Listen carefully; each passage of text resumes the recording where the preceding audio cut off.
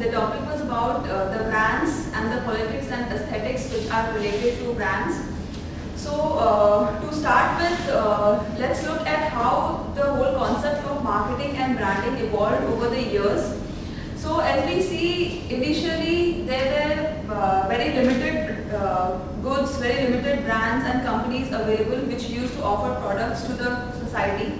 So people had less number of choices, alternatives, and apart from that, their income wasn't that high that they were involved in certain luxury goods.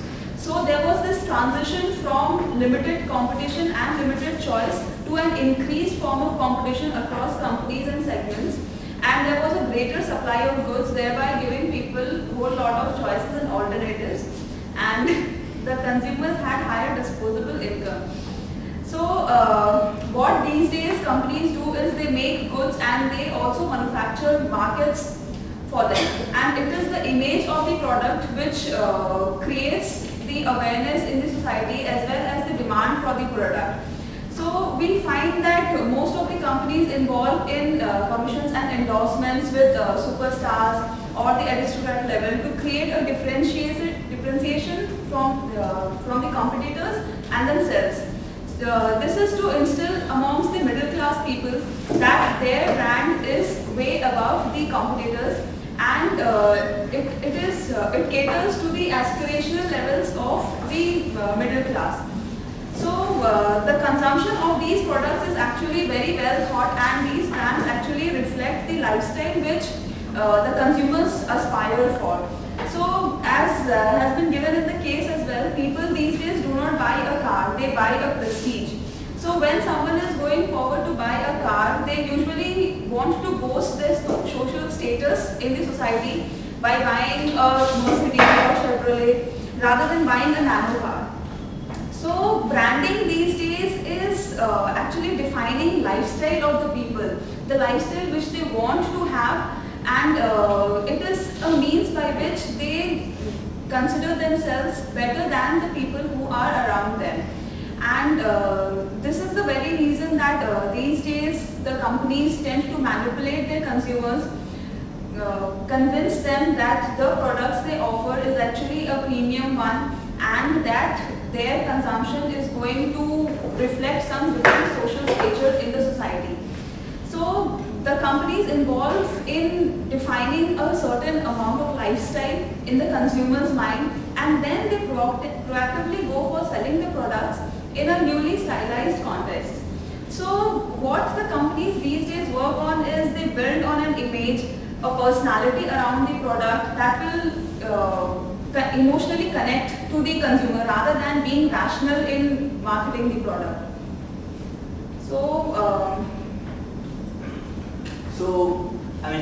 about brands and products, I think many of the groups have already covered. So we thought of explaining something about movies, how movies have been influencing our culture and influencing our way of thinking. So one of the examples is about Bombay as a city itself. Bombay is the commercial capital of India. The Bollywood originated from Mumbai. So even today you will see that many budding actors from Tier 2, Tier 3 cities are daily coming to Mumbai to fulfill their dreams and destinies. And there are examples like Shah Rukh Khan, Akshay Kumar, Vidya Balan. They all come from they were not from Mumbai, but they came down to Mumbai and have become big stars. So whenever you are mentioning Mumbai to them, it symbolizes something like a city which fulfills their dream. Mumbai Nagariya itself symbolizes as a dream and their fantasies. Another example from the movies is about how movies are influencing the tourism industry.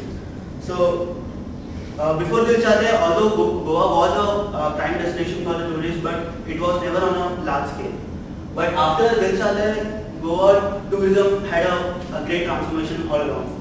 So if I say Chapora Point in Goa, nobody will know that, right? If I say Dil Chahte Hai Point, everybody knows about the place. Even if nobody has visited that place, he knows about how the place looks like, what's the aesthetic of the area, what are the points from where I should take a picture. So everybody knows about that. So that's how the movies are instilling the images and the thing which they want to instill. So more examples like from Rang De Basanti, I think most of us have seen that movie. So everyone will admit that Rang De Basanti was a big commercial success, not just in India, in overseas as well. But the movie would be remembered for the fact that no movie has transformed, has able to mobilize a civic disruption amongst the urban youth, the manner RTV has. Like the message was clear in the movie that the McDonald's and the designer wear generation of the India has to stood up against the bad, like corruption, which they have shown in the movie. So they kept on saying that there are two kinds of living style. Like one, you accept whatever is happening around you, or you start questioning it. So this movie has actually transformed the Indian youth if you see the timelines after the release of the movie. So one of the major, after effect of the movie was like how youth started accepting the wrongs in the society and coming out for protesting into the open. So one of the major incidences was like the candle march scene in the movie. So if you see that just after the release of the movie, 2 months later on, Jessica Lange murder case verdict was announced, but which was against it. So almost all youth, like students, teenagers, everybody was out on national capital at India Gate, protesting same kind of protesting in the same manner which was shown in the movie. Although candlelight marches all like earlier before the movie was there, these kind of protests. It was never a protest. It was more like showcasing the things where mourning, where the death has happened. So people mourn in this manner, but never it was used for public outrageous kind of thing. So in this manner, actually, this candlelight march has become a cult way of protesting.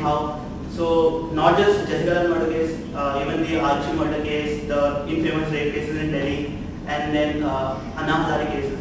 If you see everywhere, you will see these kind of images in the newspapers. So the public media is also using, has coined new words like RDB effect, RDB syndrome, whenever these kind of incidences are happening. So the point is like not just brands or the products which are associated, which are actually transforming the life. There are also movies as well which transforms your culture and provides a new way of thinking. So now Smita. So now that we've seen symbolism in movies, we also have a hackneyed marketing example too. So in order to talk about the technique of symbolism that is used in this ad, we'll just have a quick look at it.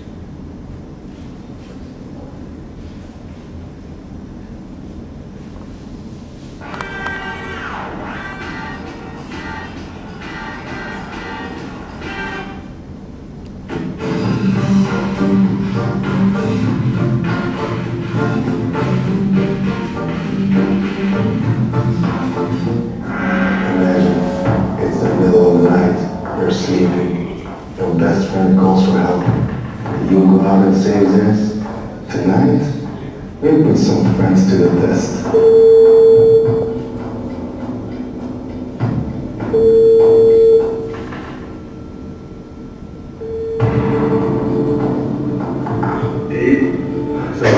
Ik ben op de werk op nu niet in de shit eigenlijk. Zijn we aan het slapen?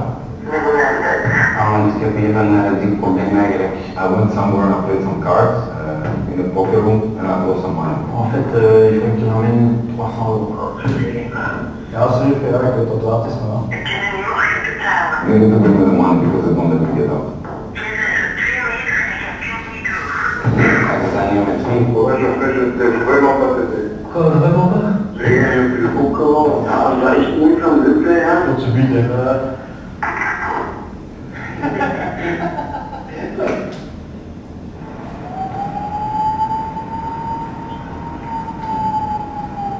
Oh, okay. Good call.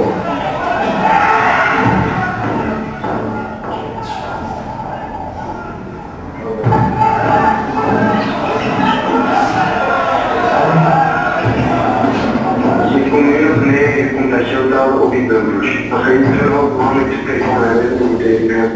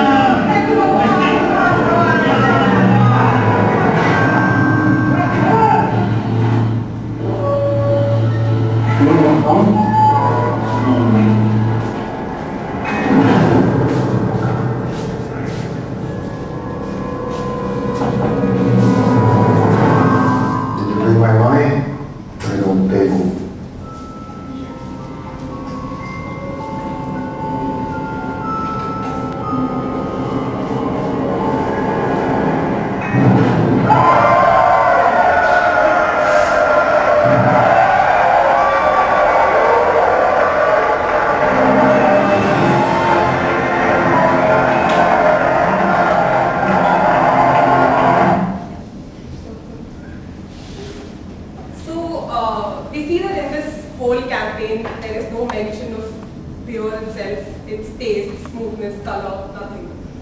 So what Carlsberg has done now is that they've identified that the environment, the atmosphere when people drink beer is not in a classy restaurant or sitting alone, but in a group of friends. And so this is what they've leveraged. They've tried to appeal to the masses by, stop laughing, so they've tried to appeal to the masses by using friendship as their main selling point instead of the product itself.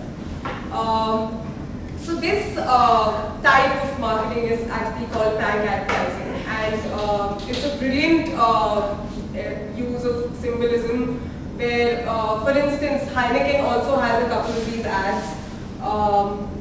Where, for instance, one is an ad where there is a job interview of a candidate and he's made to go through some stress tests which have nothing to do with the beer itself, but just standing out that one person who actually manages to impress in those tests is given a beer and there is some celebration of sorts.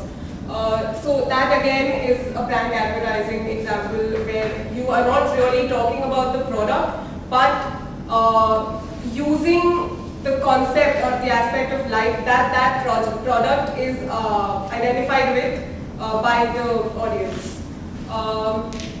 So the communication strategy here is indirect, and there is a technique of symbolism that is used.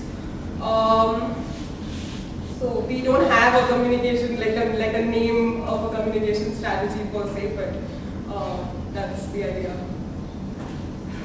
Thank you.